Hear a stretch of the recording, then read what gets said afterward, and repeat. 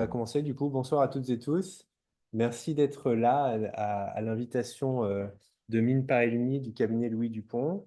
L'idée, c'était de partager, de réseauter, de discuter un métier qui est finalement assez courant dans le réseau, donc le management de transition.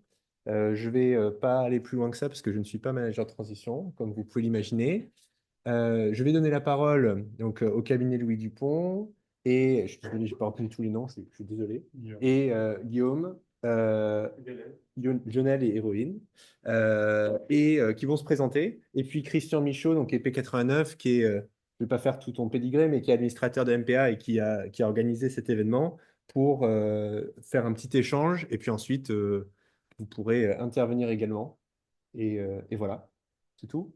C'est bon? Bon, mais merci à vous d'être là et ensuite on se retrouve au carreau pour le cocktail. Eh bien, merci en tout cas pour cette introduction. Pour me présenter, je m'appelle Guillaume Dupont et je suis l'un des deux dirigeants de Louis Dupont Transition. Donc, Louis Dupont, c'est un pure player. Ça veut dire qu'on ne fait que du management de transition. C'est de... Voilà. Donc, on est un pure player. On est une jeune entreprise puisque nous l'avons créée il y a moins de 5 ans. Donc, on se positionne également comme un challenger. Et donc, de manière traditionnelle, nous intervenons sur des fonctions de direction générale auprès de membres de comités de direction, de fonctions N-1, N-2, sur des structures qui vont faire au moins une centaine de millions d'euros de chiffre d'affaires jusqu'à plusieurs milliards. Ça, c'est le gros du nuage de points. Comme toujours, il y a des exceptions, notamment avec des plus petites structures, souvent adossées à des fonds d'investissement.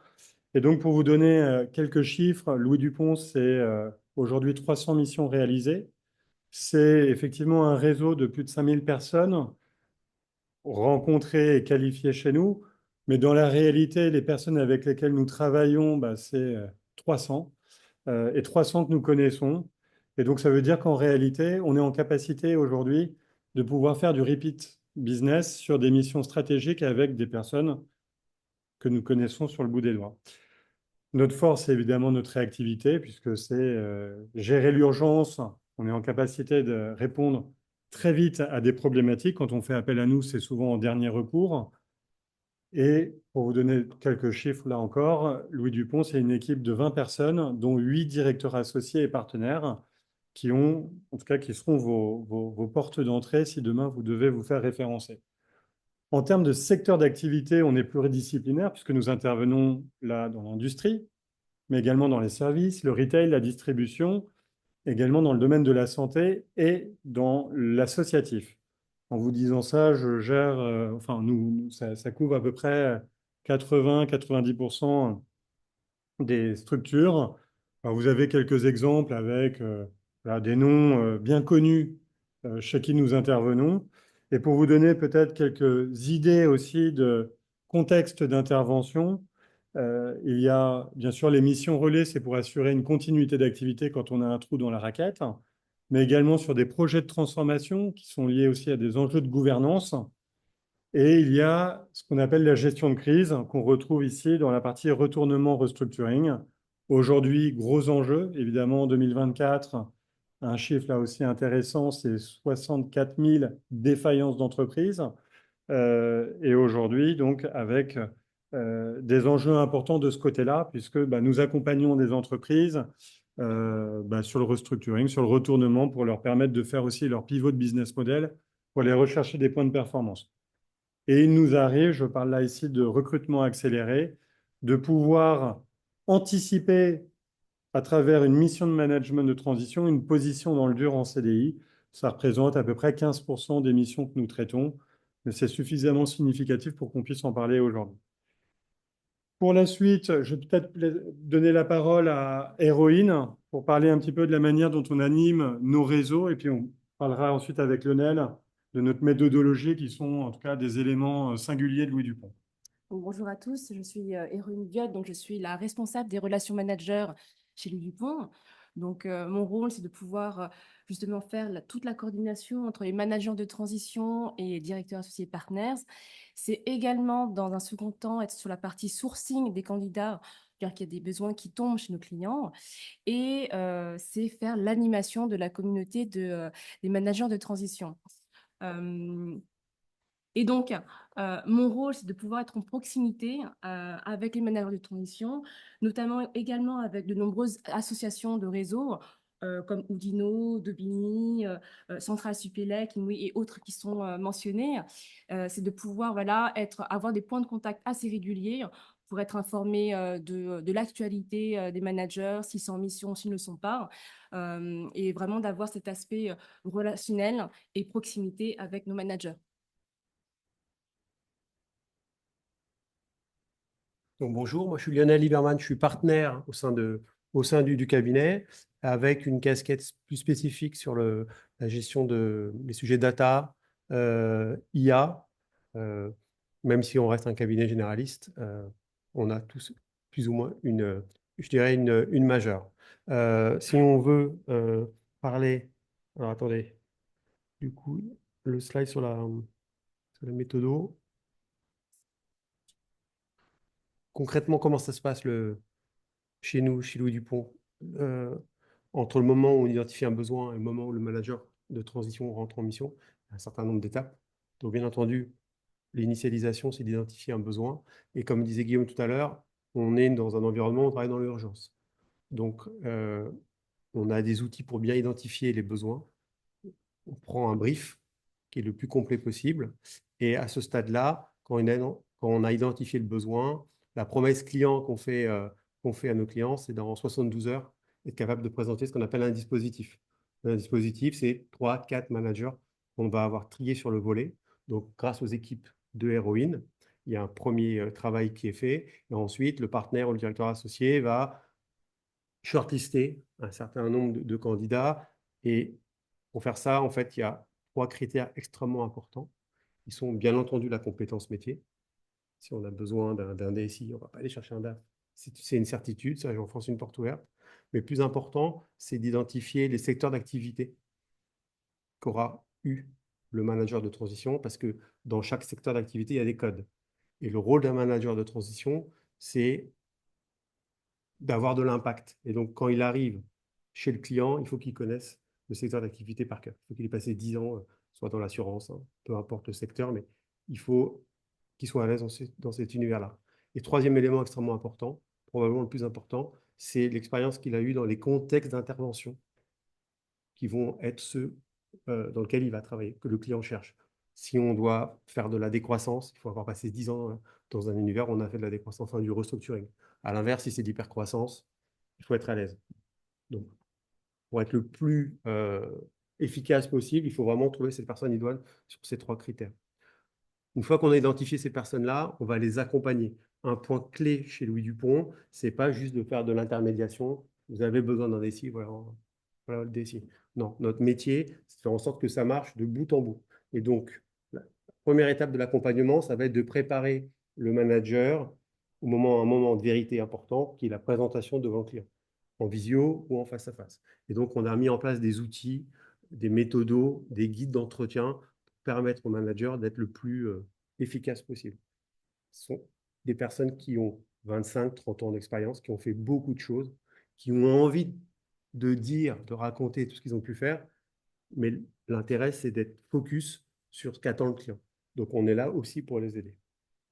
Une fois qu'on a fait ça et que, bon, il y a toute la phase traditionnelle de négociation, on va aussi accompagner le manager de transition sur les aspects, je dirais, plus facturation, sur les aspects rémunération. Globalement, il y a 2 types de solutions. Soit le manager a son véhicule de facturation, comme un consultant, et donc va nous facturer un TGM sur le nombre de jours travaillés. Soit, si ce n'est pas le cas, on peut le mettre en relation avec des sociétés de portage pour qu'il puisse bénéficier de sa rémunération. Chose très importante, qui remonte souvent, régulièrement, lorsqu'on fait nos enquêtes de feedback après l'émission, que ce soit à l'adresse des clients ou des managers, c'est l'accompagnement qu'on fait pendant la mission. Et c'est contractualisé. C'est-à-dire qu'on parle de trajectoire de mission. L'idée, c'est une fois par mois de faire une réunion avec le manager et le client pour s'assurer qu'il y ait une adhérence entre les besoins exprimés par le client au départ et ce que va être capable de délivrer le manager. Et donc, du coup, potentiellement, il y a un gap analysis ici et on discute comment on peut essayer de faire en sorte que tout ça soit aligné le plus facilement possible. Mais pas que ça, les quelques 300 managers de transition avec lesquels on a déjà travaillé, on les accompagne en one-to-one durant la mission. Donc, on peut avoir avec eux, surtout sur du primo-accédant, une posture vraiment presque de coach. Parce qu'on on débute, parce qu'on se met des limites nous-mêmes et on est là pour les aider, pas sur leur expertise métier, parce que c'est pas notre. On ne sait pas, on ne connaît pas tout. Par contre, on sait dénouer des situations qui peuvent être compliquées. Voilà schématiquement la vie je dirais, du cabinet et du manager de transition pendant l'émission.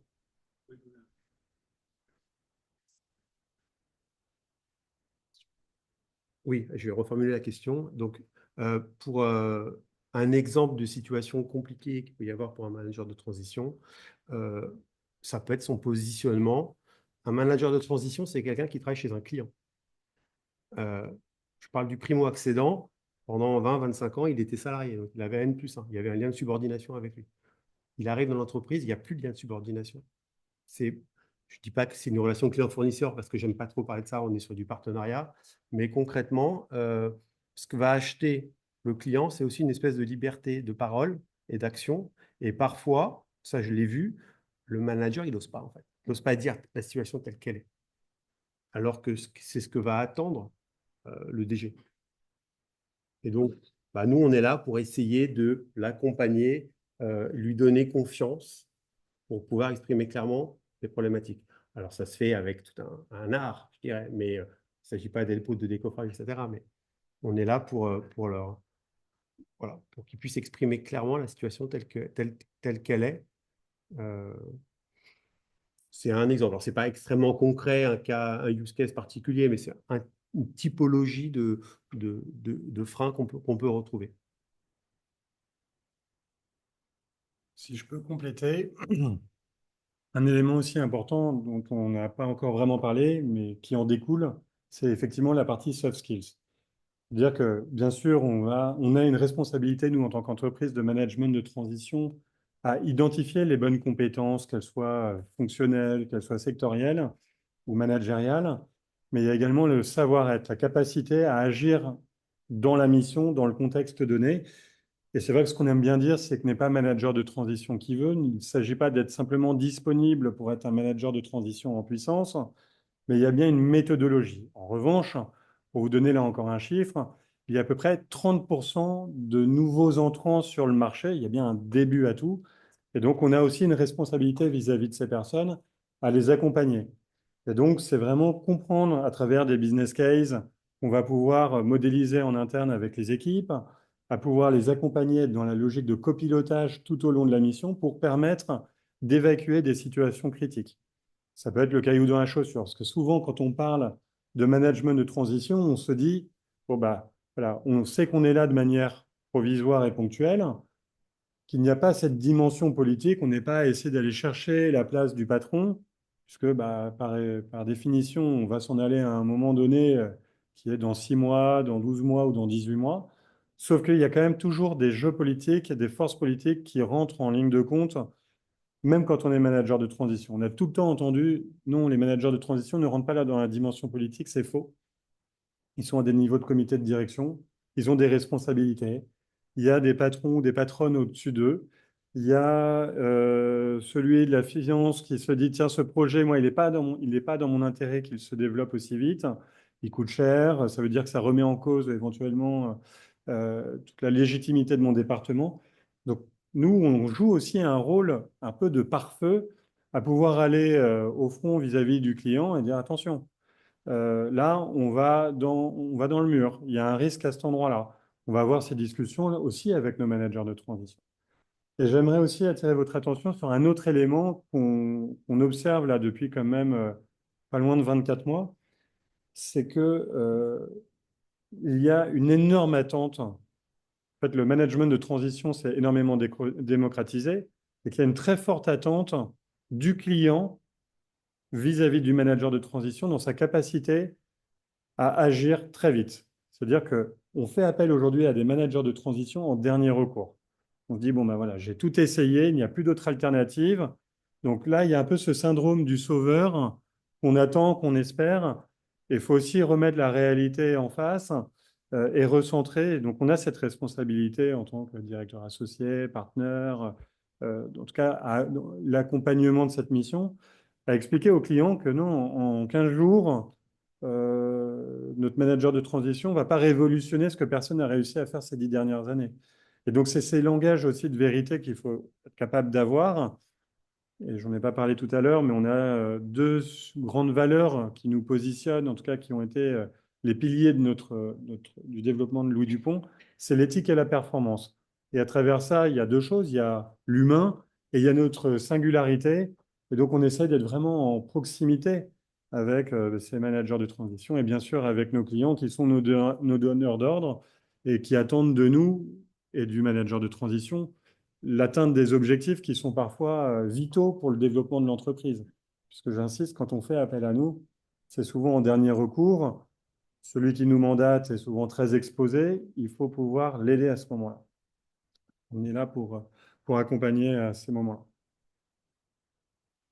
Oui.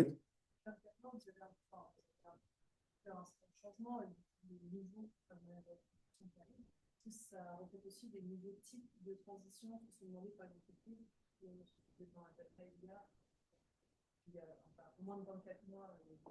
Donc, pour ceux qui nous regardent, la question c'est quelle est l'évolution depuis 24 mois des typologies de missions ou de contextes qu'on voit apparaître depuis du coup 2 ans. Je donne un premier élément. Et les nouveaux managers. Ce qui est sûr, c'est que traditionnellement, je commencerai d'abord par ça, c'est qu'on avait beaucoup de managers de transition qui étaient sur les fonctions régaliennes de l'entreprise. DAF, enfin DG, DAF, DRH, DSI, et beaucoup dans le secteur industriel sur des positions de direction de site. Puis ça s'est développé sur les fonctions opérationnelles. Donc ça, c'est vraiment, je dirais, c'est resté voilà, une très grosse majorité des fonctions adressées et des sujets sur lesquels nous sommes en accompagnement. En revanche, c'est certain, c'est que le monde change. Il y a des métiers qui émergent, il y a des technologies qui se développent et qu'aujourd'hui, des entreprises cherchent à se positionner sur ces aspects-là ou doivent en tout cas se renforcer pour continuer à exister. Et ça fait partie des sujets. Je laisse peut-être Lionel parler de ce qu'il connaît bien. Moi, ce que j'ai pu constater là, peut-être plus récemment, avec un peu moins de recul de 24 mois, c'est 3 types de missions qui viennent plus souvent. La stratégie, la transfo digitale et le déploiement, et plus la notion de build. La stratégie sur des sujets autour de l'IA, de la data. Et du coup, moi, j'ai l'impression qu'on a un certain nombre de profils de managers de transition qui sont à la lisière avec le conseil. Comme l'expliquait tout à l'heure Guillaume, il y a globalement 3 types de contextes d'intervention. Il y a le management de relais où on remplace une vacance de poste, c'est très opérationnel, c'est du management.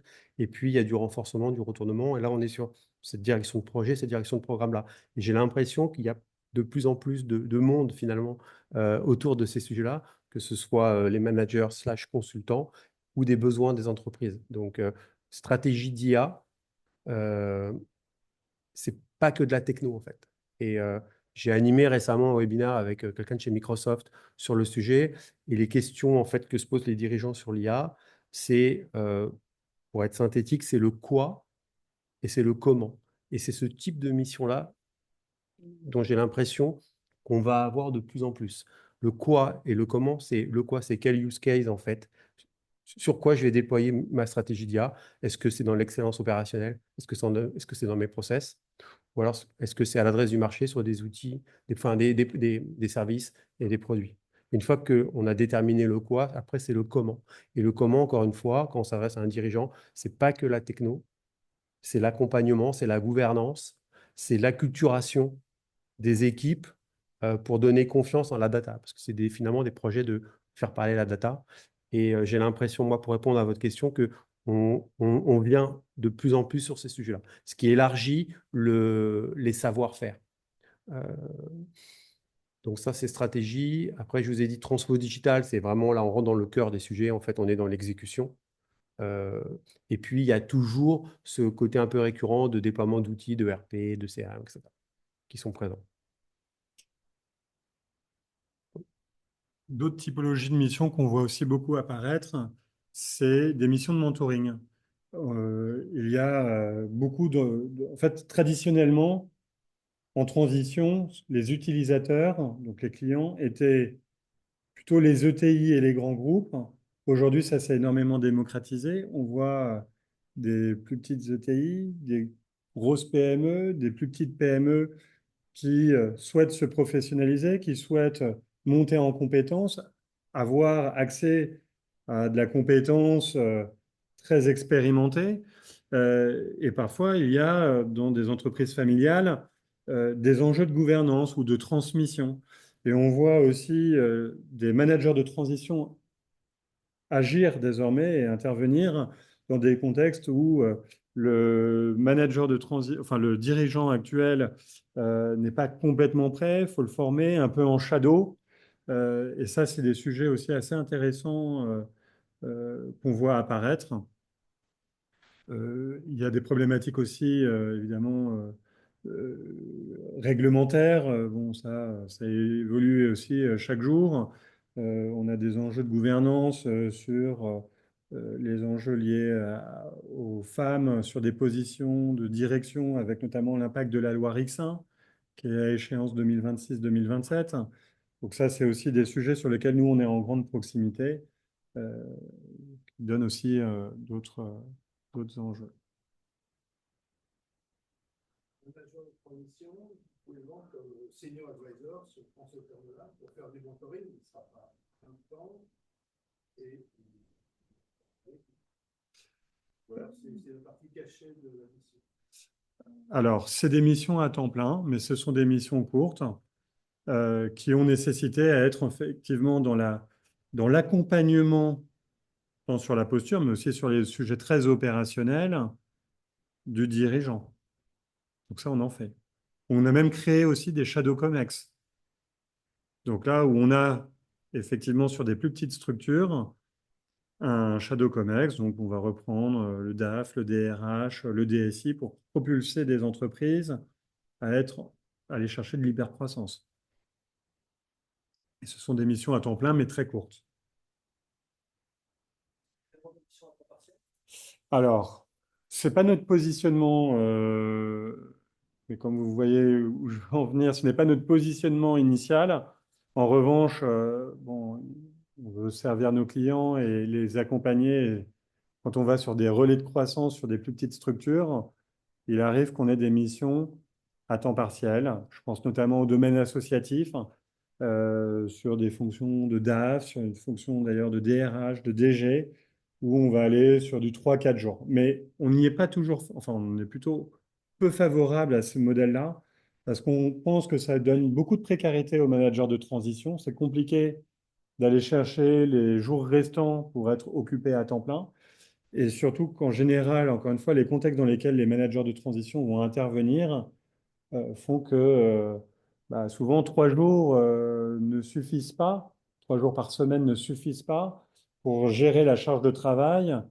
Donc ça peut être un peu en la défaveur de managers de transition qui en réalité travaillent plus pour pouvoir rendre sa copie à la fin du mois. Alors, sur la durée moyenne des missions, on était jusqu'ici à 7 mois. En réalité, sur le contrat initial, ça a baissé. Aujourd'hui, on est à 4 mois dans un premier temps, en moyenne, mais les missions durent plus longtemps, 9 à 10 mois. Non, tous les secteurs. Aujourd'hui, alors là, j'en ai pas, c'est peut-être. Alors,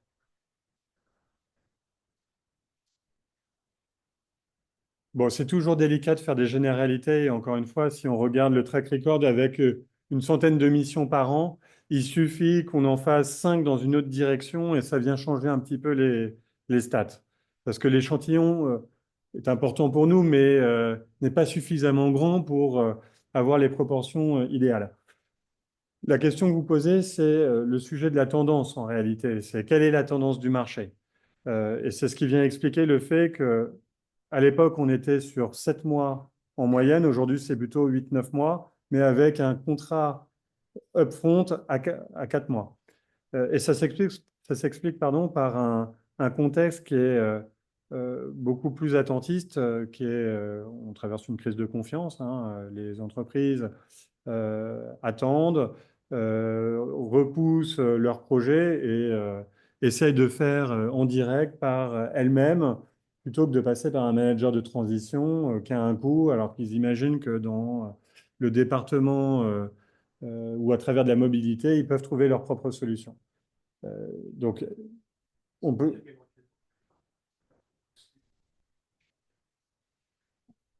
Le sujet aujourd'hui, en fait, il est. Alors, oui, la question c'était est-ce que le manager de transition est là pour booster des réflexions en interne? Oui.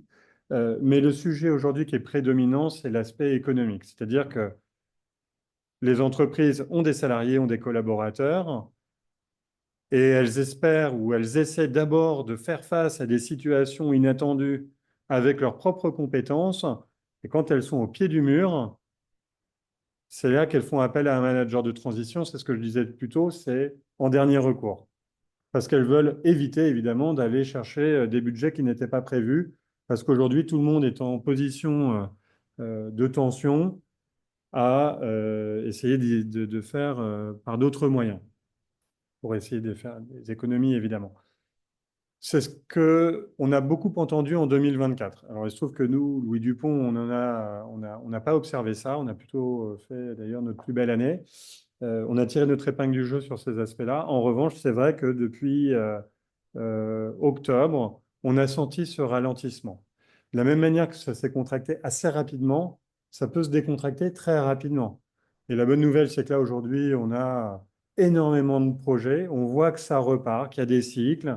Euh, on est en tout cas très optimiste sur les tendances du marché et sur l'utilisation du management de transition. Je vais aller plus loin sur la logique d'Open Talent Economy, c'est-à-dire utiliser de la compétence dans le cadre d'un projet spécifique qui vient graviter dans l'entreprise. La solution est résolue, la personne s'en va sur un autre projet.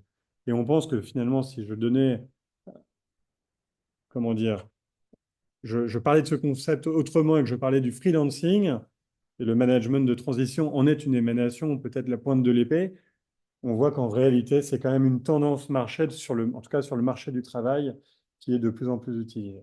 Donc on reste très optimiste et on voit d'ailleurs que le marché se transforme, que le secteur industriel qui était très utilisateur de management de transition l'est un peu moins, que le domaine du service, et je suis étonné que tu ne parles pas de l'expérience client, mais l'expérience client est quand même un sujet, je te tends cette perche, qui est quand même aujourd'hui prédominant pour les entreprises, pour en tout cas fidéliser, parce que toute la question, c'est comment est-ce qu'on sécurise le business aujourd'hui. C'est vrai Ouais. pour nous, mais c'est vrai pour nos clients. C'est vrai que sur l'expérience client spécifiquement, on est la réunion au regroupement d'un certain nombre de métiers qui sont le conseil, mais qui sont la techno, la data, le change et bien sûr la satisfaction client. Personne n'est contre, tout le monde veut le développer. Et en fait, c'est particulier parce que à la fois l'expérience client dans le management de transition, il n'y en a pas tant que ça.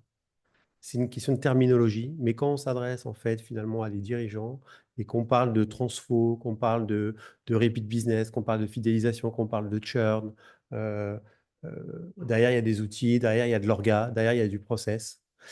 Et finalement, ça évoque quelque chose chez le dirigeant. Et fondamentalement, bah, voilà, on a les compétences chez Louis Dupont via notre communauté pour répondre à ces besoins-là.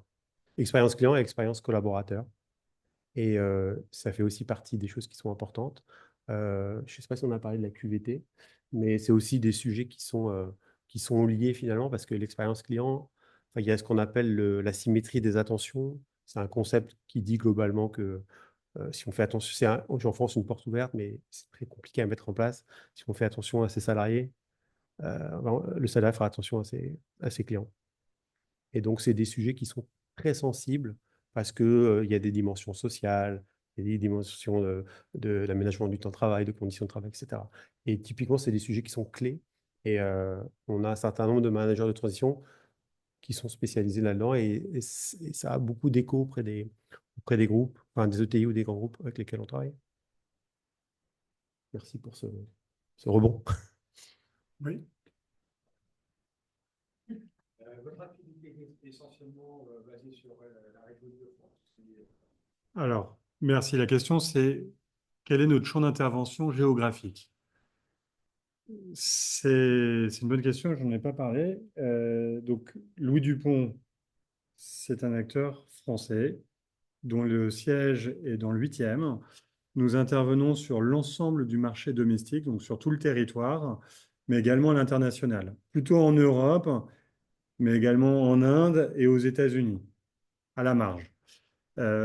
Si je devais là aussi vous donner un chiffre, je dirais que 30% des missions sont faites et réalisées en Île-de-France et 70%, allez, 60% en région et 10% à l'international.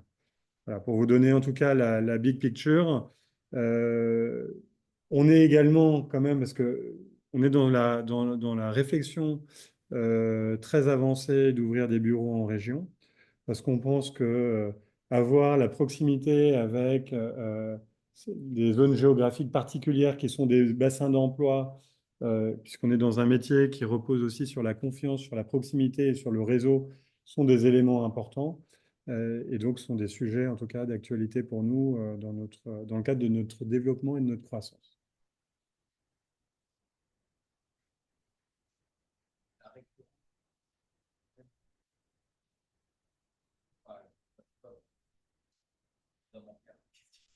Alors, la question, c'est donc, quelle est la récurrence chez nos clients? Euh, Comme je vous le disais tout à l'heure, on se positionne comme un challenger, c'est-à-dire que souvent, les entreprises que nous adressons, les entreprises qui utilisent traditionnellement du management de transition, donc les grands groupes, les ETI et les grosses PME, ont quand même déjà leurs canaux. Donc on est venu se présenter, proposer effectivement nos solutions de manière concurrentielle, donc sans exclusivité. Et il se trouve que les entreprises qui nous ont testés nous ont apprécié. Et là où le marché était plutôt sur du one-shot, c'est-à-dire on ne fait qu'une mission, on a la chance chez Louis Dupont d'avoir beaucoup de repeat business. On a des clients chez qui nous avons une dizaine de managers de transition, 5, 10, 15. Donc on a beaucoup de repeat business chez nos clients. Et comme je le disais là aussi tout à l'heure en introduction, on a de plus en plus, et c'est le cas parce que aussi notre track record se développe et que notre histoire aussi, nous avons de plus en plus de managers de transition avec lesquels nous retravaillons. Et ça, c'est un vrai gage de confiance. Et là, je peux laisser la parole à Héroïne, parce que c'est quand même Héroïne aussi la porte d'entrée qui est la tête pensante sur nos réseaux de managers de transition. Donc, pour faire suite à ce que dit Guillaume, en effet, on a énormément de repeat business avec des managers de transition que l'on connaît, tout simplement parce que les missions se sont très bien passées. Là, on a eu le cas justement pour la direction de QHSE. Le manager avait fait une mission, je pense, de pratiquement 8 mois dans l'industrie et il s'est avéré qu'il avait un autre besoin pour un autre client. Et là, il va démarrer une mission pour 6 mois. J'ai beaucoup d'exemples, hein. J'ai beaucoup de managers de transition qui ont fait. Ah oui, oui, et en effet. Ce matin, et effectivement, plus sur une partie un peu plus opérationnelle, en contrôle de gestion, elle avait fait une mission justement avec Guillaume. Le hasard a voulu qu'ils se sont rappelés à ce moment-là, qu'elle était disponible. Et comme très belle mission aussi, de la confiance, on l'a remis sur notre mission. Démarrage aujourd'hui. Demain, pardon. Démarrage demain pour justement une mission qui commencerait sur une durée de 4 mois et potentiellement renouvelable.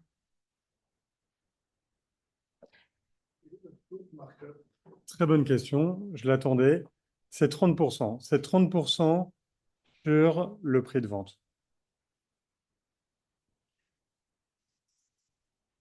Voilà. Et donc la question qui peut être posée derrière, c'est quel est le TJM moyen d'acquisition chez nos clients? C'est 1 270 euros par jour, hors taxe. Donc, ce qui équivaut, 1270, j'ai pas ce qui équivaut à peu près à 170 000 euros, 175 000 euros de package, enfin de salaire brut.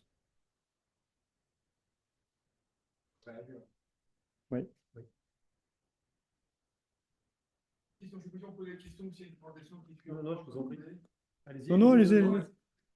Comment est-ce que entre en relation avec vous, donc les managers de transition, vous avez un portefeuille qui est de 5 000 et quelques managers de transition, vous en avez 300, vous avez naturellement intérêt à continuer avec ceux que vous avez appréciés, qui ont fait de bons résultats.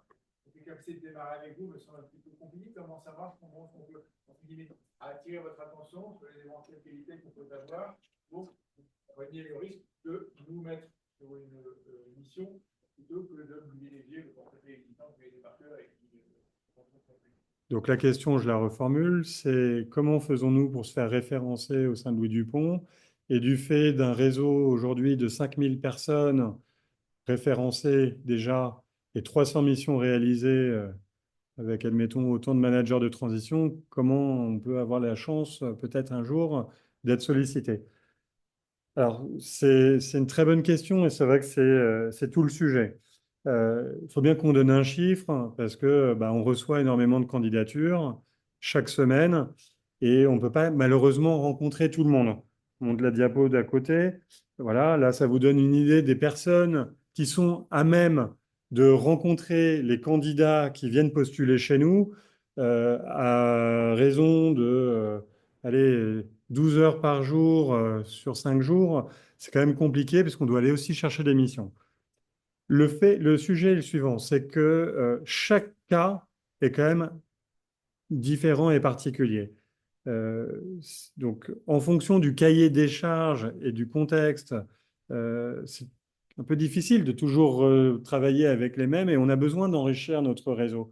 Et si on a travaillé, admettons, avec quelqu'un un jour, il serait parfait pour une autre mission, il est en mission au moment où je l'appelle avec un confrère ou en direct, faut bien que je puisse, en tout cas, développer ce réseau-là. Donc, le point, c'est que si vous devez vous faire référencer, Héroïne va vous l'expliquer dans un instant, le point, c'est, je pourrais vous dire qu'on a 1 million de personnes en contact parce qu'on a le réseau du réseau, on a accès à LinkedIn, on a une approche aussi de chasse de tête où on est capable d'aller identifier des personnes qui ne sont pas encore référencées chez nous par rapport à un cahier des charges spécifique.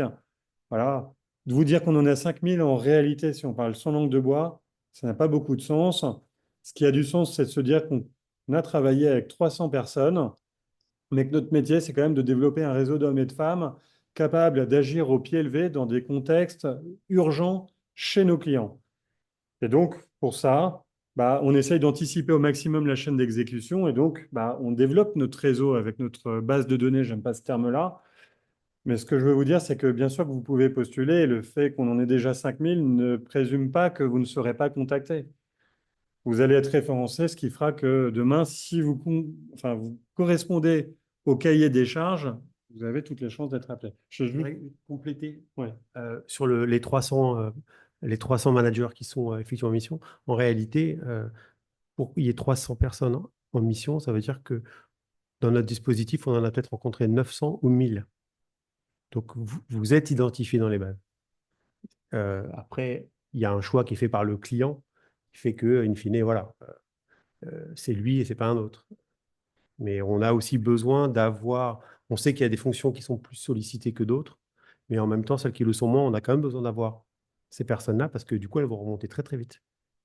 Donc, c'est aussi pour ça qu'on a une communauté qui ne fait que grandir. Je pense que c'était important de... Juste pour répondre par rapport à comment se faire référencer chez nous, tout simplement, vous pouvez partager votre CV et votre profil sur notre site Louis Dupont, sur la partie se faire référencer, tout simplement. À la suite de cette présentation, je donnerai le lien ainsi que les codes qui permettront en tout cas de vous reconnaître et de faire en sorte que vous soyez reçus soit par moi ou soit par les directeurs associés partenaires, tout simplement. Et en ce qui concerne l'identification des profils, tout le monde, à partir du moment où vous faites partie, en tout cas, de notre vivier et que vous êtes référencé, vous avez toutes vos chances. Et comme le disait Guillaume, tout va dépendre en fait des critères qui sont demandés par un client. Ce qu'il faut savoir, c'est que nous privilégions évidemment toutes ces personnes qui font partie de notre réseau en premier. Et par la suite, si je ne trouve pas, ou si nous ne trouvons pas en tout cas les personnes disponibles ou les bonnes compétences dans notre réseau, là, je fais appel un autre, je passe par d'autres canaux, tout simplement.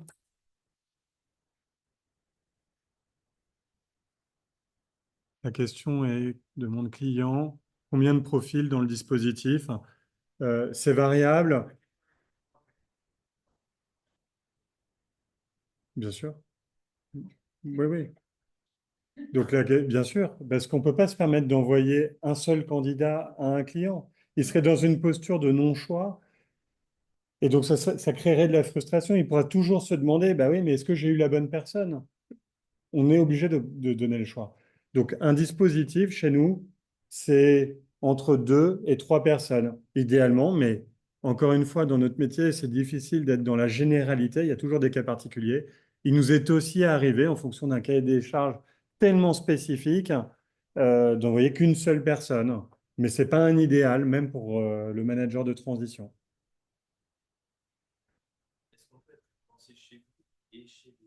Bien sûr. Alors la question, pouvons-nous être référencés chez nous et chez des concurrents?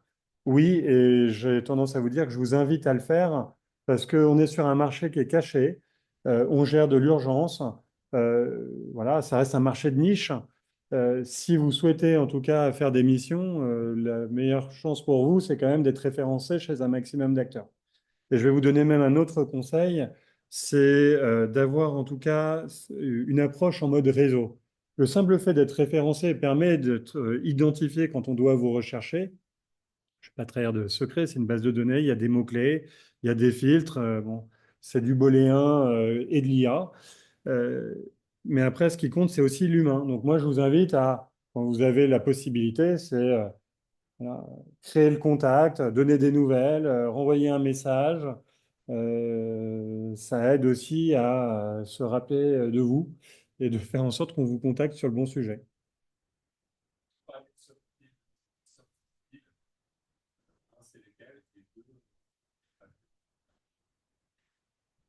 Euh, la question, les soft skills, lesquels et pour pouvoir être bon dans la mission et lesquels à éviter pour ne pas être retenu. Voilà. Bon, déjà, c'est beaucoup d'agilité, c'est de la réactivité, c'est de la polyvalence, c'est être dans un mindset de couteau suisse, c'est de la méthode, c'est de l'anticipation. Ça, c'est des qualités qu'on va rechercher.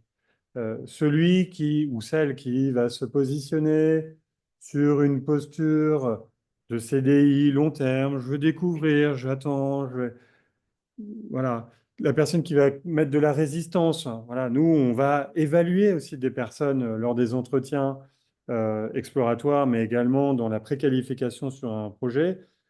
Voilà, il y a une grille de lecture, c'est le savoir-être, c'est est-ce qu'on a envie de travailler avec vous, est-ce qu'on a envie de travailler, est-ce qu'on imagine que ça va fitter aussi en termes de culture avec le client. Quelqu'un qui a une posture rigide, euh, qui est radical dans ses réflexions, bon, ça va être compliqué. Voilà. Quelqu'un qui est sympathique, très avenant. Ça peut aussi être compliqué dans un contexte de change, dans un contexte offensif de crise. Donc, je dirais, ça dépendra aussi un peu des contextes, mais voilà, je crois que la position d'un manager de transition, c'est quand même de l'agilité, de la polyvalence, d'être orienté solution, comprendre qu'il y a un rythme. Ça démarre par un diagnostic. Je vais comprendre l'environnement dans lequel je me trouve. Souvent, le processus de décision a été très rapide. Le cabinet m'a donné des informations, j'ai rencontré le client, il m'a donné d'autres informations. Ça a duré 1 heure, 1 heure. Euh, Puis finalement, j'arrive sur place, je soulève le tapis et je vois qu'il y a quand même un écart monumental entre ce qui m'a été présenté et la réalité terrain. Comment je réagis face à ça? Et c'est là où nous avons aussi, nous, le MT, l'entreprise de management de transition, une responsabilité d'accompagnement pour faire en sorte qu'on puisse aller dans la bonne trajectoire et atteindre les objectifs.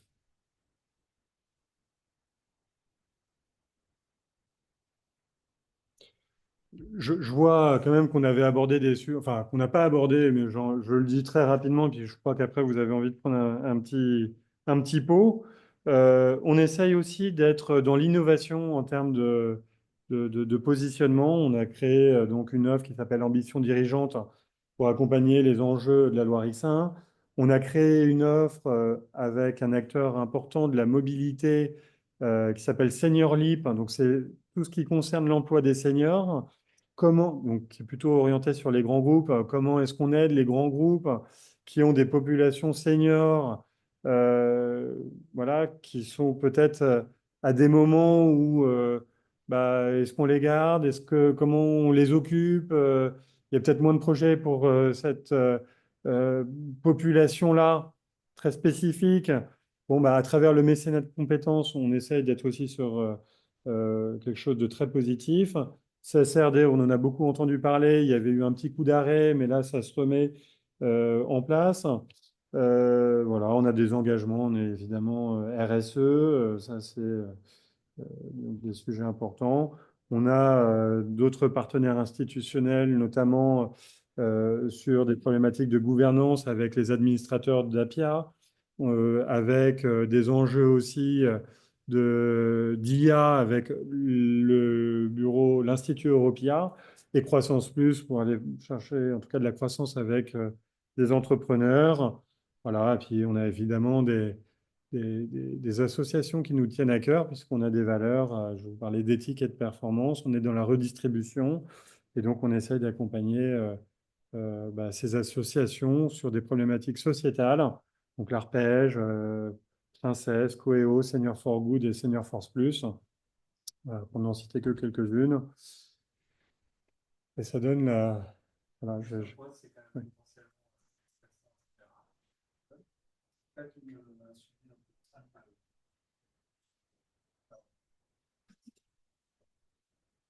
Alors, la question, c'est comment est-ce qu'on accompagne des personnes expérimentées sur les risques psychosociaux? On est entre nous. Ouais, mais si je ne sais pas comment ça va être diffusé, donc j'essaie d'être dans le politiquement correct. Euh, alors, bon, la question, bah non, on n'est pas psy. En revanche, on est en grande proximité et parfois, bah, évidemment, on est très à l'écoute, très empathique. Ça, c'est aussi des...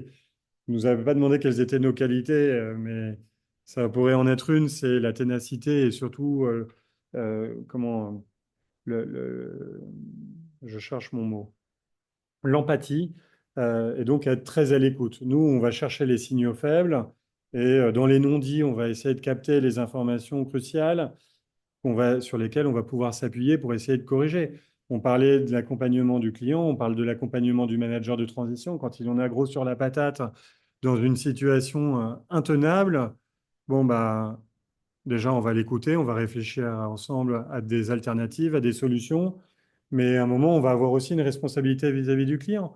On va aussi expliquer au client que ce n'est pas possible, que le manager de transition ne peut pas assumer ça sur ses épaules. Donc, on est évidemment confronté à ces situations très régulières, que le surhomme, il n'existe pas, qu'à un moment, chacun a ses failles, qu'on peut avoir aussi des moments de fragilité. Il y a des contextes, des ingrédients exogènes ou endogènes à l'entreprise. Et donc, on a un rôle d'accompagnement aussi à ce niveau-là. Et puis, il arrive qu'on ait nécessité à exfiltrer un manager de transition parce qu'il ne il tient plus. Donc, peut-être qu'aussi, on s'est trompé un moment sur le casting. Non, heureusement. C'est très faible, mais le risque zéro n'existe pas. On est sur de l'humain et on essaie de s'en prémunir au maximum. Mais il arrive voilà, qu'un élément inattendu arrive aussi chez le manager de transition et que la mission s'arrête prématurément. Une maladie personnelle ou familiale, un incident de vie, ça peut arriver. Ouais. Et on est là dans l'accompagnement aussi à ce moment-là.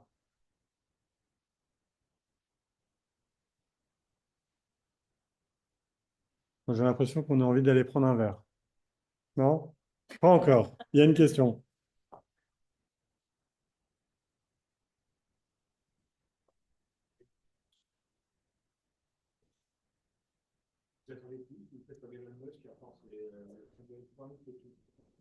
Alors, là encore, il n'y a pas de généralité, mais je reprécise un élément sur la méthodologie. Il y a un point mensuel tripartite. Il y a le client, il y a le manager de transition et le référent chez Louis Dupont. Mais en revanche, toutes les semaines, on se parle avec le manager de transition. Donc, on est au courant de tout ce qui se passe, ou, sauf s'il y a des éléments de confidentialité dans lesquels on ne va pas pour différentes raisons. Mais en tout cas, on a une bonne idée de ce qui se passe en général. On peut demander effectivement, dans certains cas et en fonction de clients très particuliers, très procéduriers, un compte-rendu écrit, structuré. Et donc là, on a des templates sur lesquels on va pouvoir aller. Dans les faits, et au niveau où ça se passe, en général, ça ne se fait pas, en général.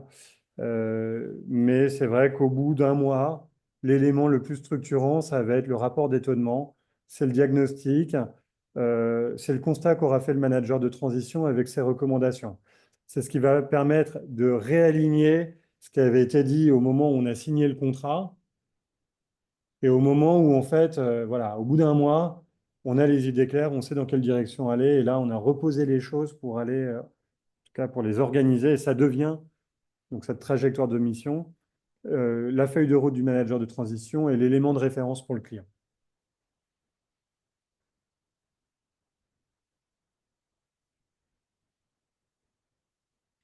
S'il n'y a pas d'autres questions, on va peut-être passer à la deuxième partie de la soirée. Oui, En tout cas, étant manager transition moi-même, je voudrais saluer la qualité de l'intervention de Louis Dupont. merci. Parce que vous avez dit que je vous poserais des questions. En fait, toutes les questions ont été posées par la salle. Donc, bravo. Bravo à vous. Bravo à vous aussi pour la clarté de votre, et la sincérité de vos propos. Parce que pour connaître ce métier, c'est délices et ses coulisses. Mm. Je me suis bien reconnu dedans. Bon. Voilà. Eh ben, merci. Merci à vous. Donc, merci à vous Merci. pour votre Eh ben, on va s'affairer, on va commencer à préparer le temps que vous arriviez. Eh ben, à tout de suite.